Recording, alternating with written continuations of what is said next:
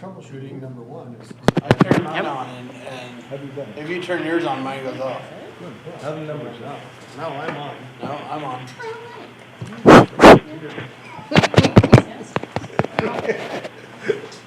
You look so dark. Yeah, that's when you just go. Exactly. It all works. That's when you stop from this to things, yeah, I can, you know. I think if you talk loud enough, you're fine. Yes. Oh, sorry. You two can do this, I'll pull the audio later. There you go. Well, it's through these. It's not through the speakers. That's the problem. It's through all of our table mics. So it's not from here. I want to know how come Kevin's is mobile and ours Nope. Nope. So He speaks into his mic. the speakers are bad. Some other people don't. How come mine's closer to me though? It's because I'm the new guy. I think it's because he speaks so Hello. You can't speak Hello. so softly.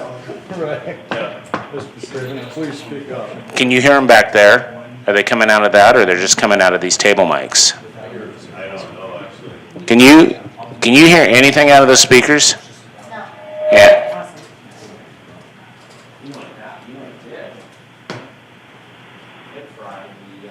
It's very loud. It is. This is the problem we had the other day. Well, no, that power surge. Yeah, we were down, Comcast was down. Power surge. Business day. Yes. Oh. Yeah, and we had to no phones, we came out. No, I know. Zoom is small, and all of a sudden, like, I was checking my cameras, and that's why it didn't work. There we go. So, I'm looking at cameras. Okay. okay. Christina, can you say something now? See if we can hear you. Hello. There we go. What did you turn on? All right, so now we can hear Christina too. All right, so it is 7:08, and I will call to order the regular meeting of the Millwood City Council for Tuesday, July the 12th, 2022. At this time, we will do the Pledge of Allegiance. And Kyle Shui, would you lead us in the Pledge of Allegiance? I pledge allegiance to the flag of the United States of America and to the republic for which it stands, one nation, under God, indivisible, with liberty and justice for all.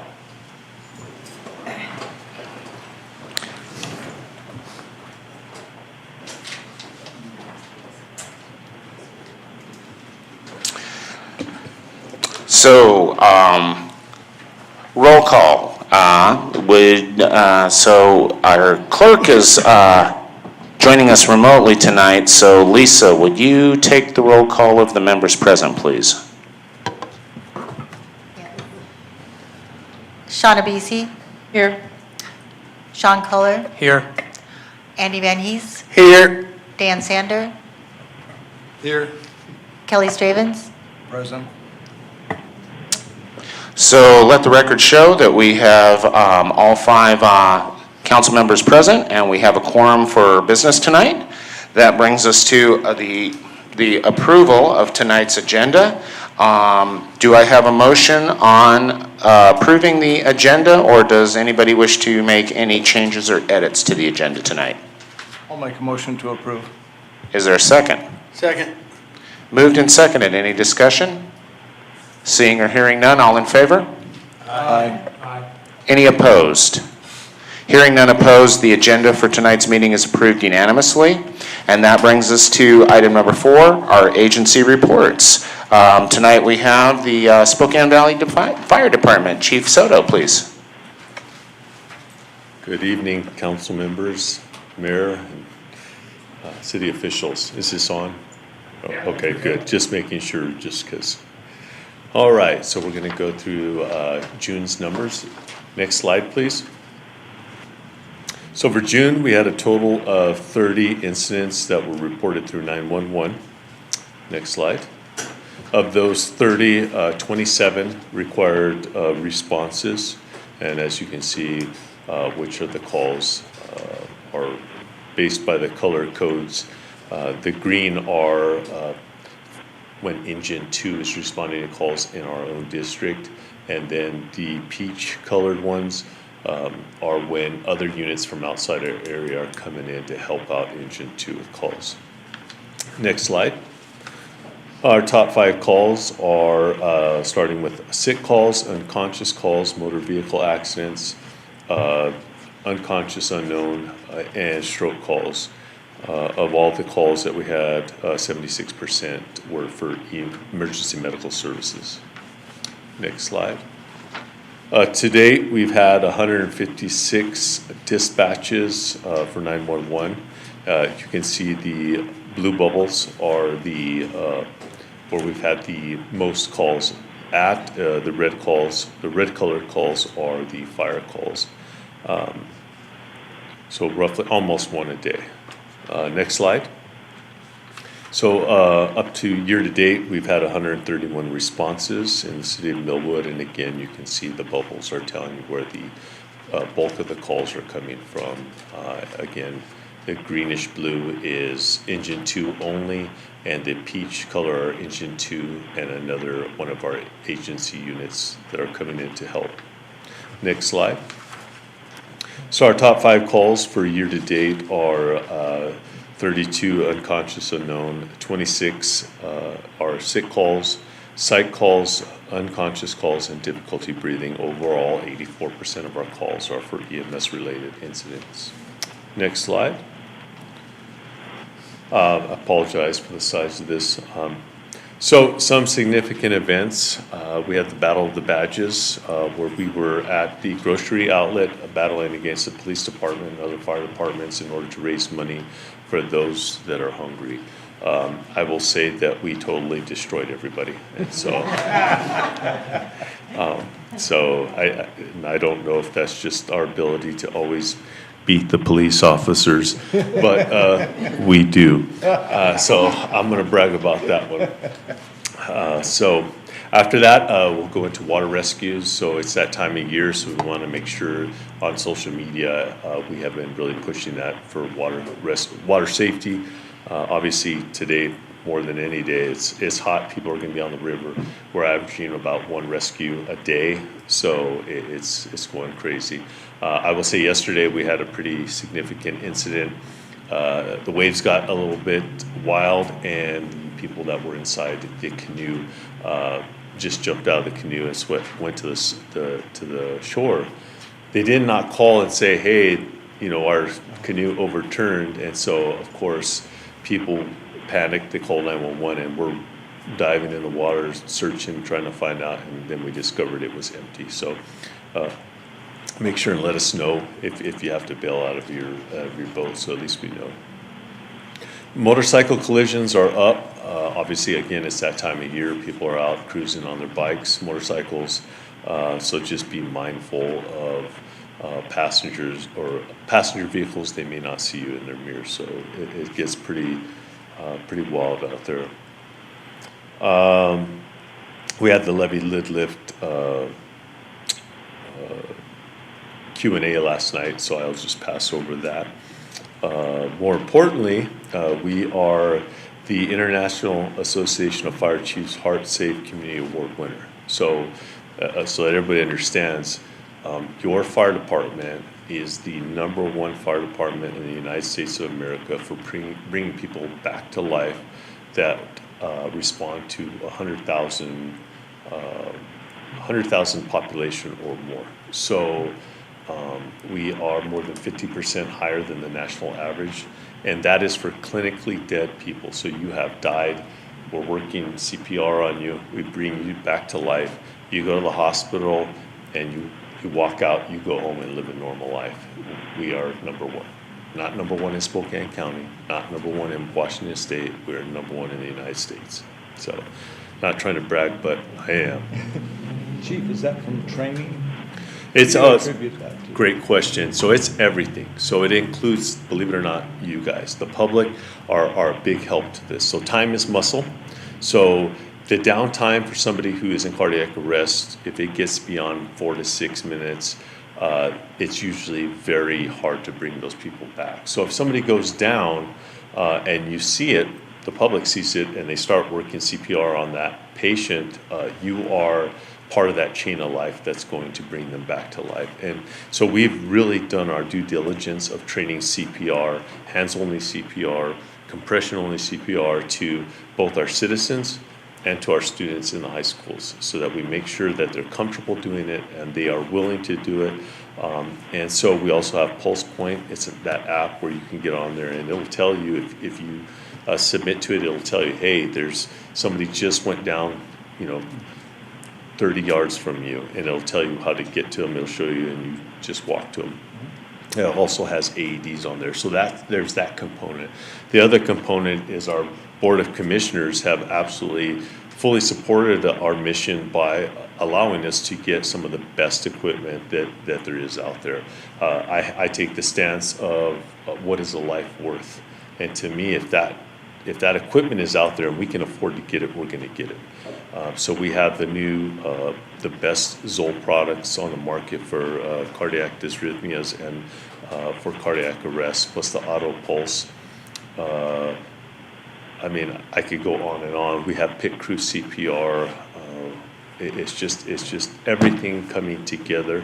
And even last week, we signed an agreement with the City of Liberty Lake, with their police department, and provided them with over 20 AEDs. So now we're giving them the tools so that if they get to that scene and you happen to be doing CPR first, now they can get in there, do CPR, put the defibrillator on there, and possibly shock them back to life. And if not, at least they got it set up so when we get there, then we just jump right in and go. So that time, that chain of life never goes away. And so, your fire department's number one, just saying. On top of that, so we're all about good news. So we just received our rating back from the WSRB regarding our class rating for insurance rates. So we were already really, really, really good, and now we're even better. So now we are fully a Class 2 department. The only areas that we had that was not a Class 2 was the unincorporated Spokane County. That is now Class 2 as well. It went from a 3 to a 2. So those people will see a significant lowering of their insurance rates, and businesses that are there as well. So we're very proud of that. We're only 6. There's only 6 in the state that are 2 or better, and we're the only ones east of the Cascade Mountains. So number one again. So I'm not trying to brag, but I'm going to brag on that. And you should be proud of us, and you should brag us up, because I'm telling you, when you look at our whole body of work, we really are the tip of the spear, both in progressive EMS responses and fire. So we really are at the top of our game right now. So proud of that. Okay, significant incidents. We had a garage fire that was started by a barbecue propane bottle. We did put it out quickly, so that was good. Happy ending there. We did have a significant motorcycle collision on June 3rd. There was a fatality. There was a motorcycle going at a high rate of speed and went right into a Dodge truck that was turning. So unfortunately, there was a loss of life there. Not much we could do. The person in the Dodge was uninjured, so that was good news.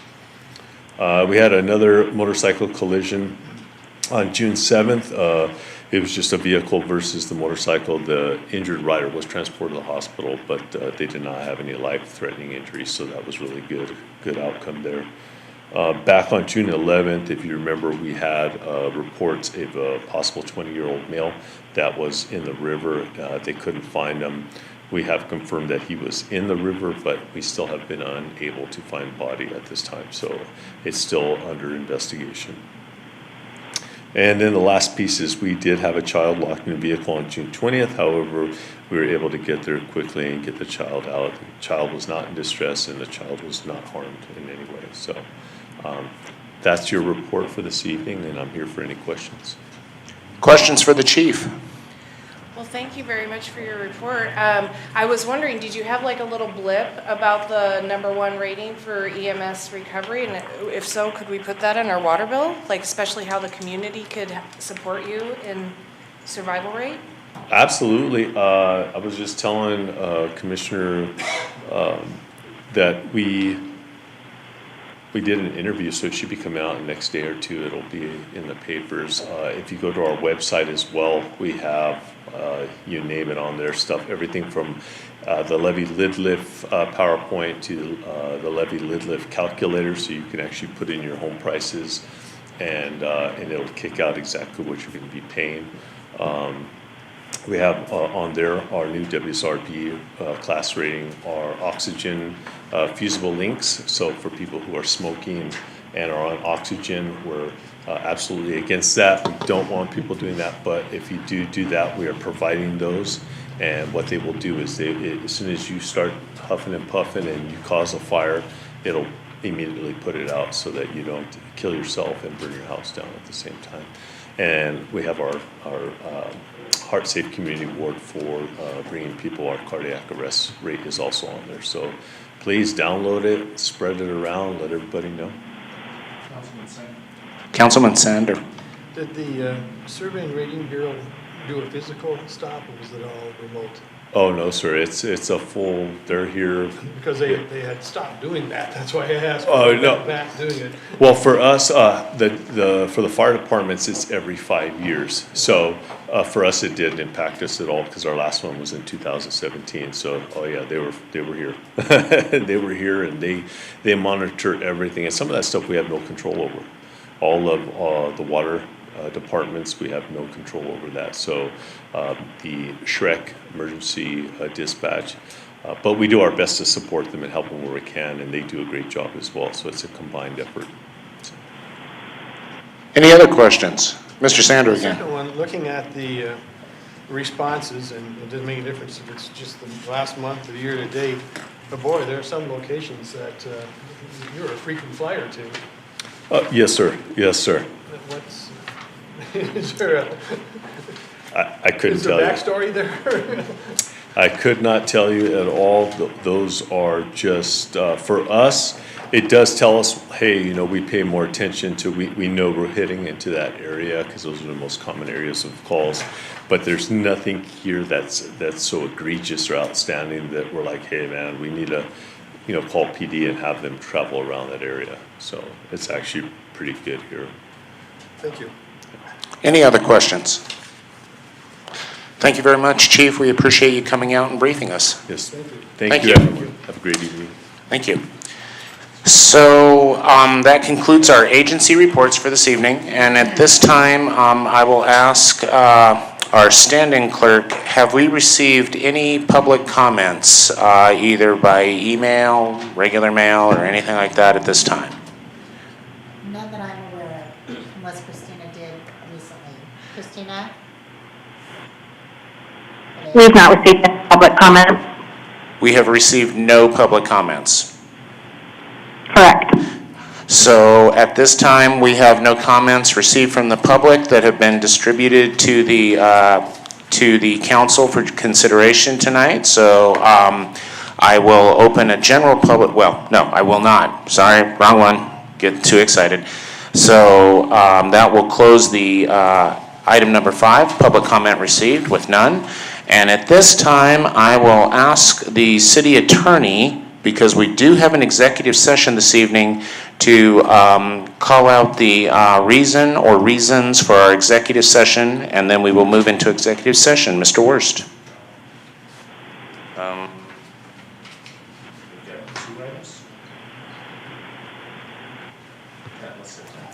All right, City Council will convene to executive session pursuant to RCW 423110, subsection 1B, as well as 1I, unless otherwise extended by further announcement, to consider the selection of a site or the acquisition of real estate by lease or purchase, and to discuss with legal counsel representing the agency pending litigation, threatened litigation, and/or legal risk of a proposed action. So, One last, to be clear, it is anticipated the city council will be asked to take action upon conclusion of the executive session. So, we will move to executive session. So at this time, I will ask Mr. Hecox to terminate the video feed, and it is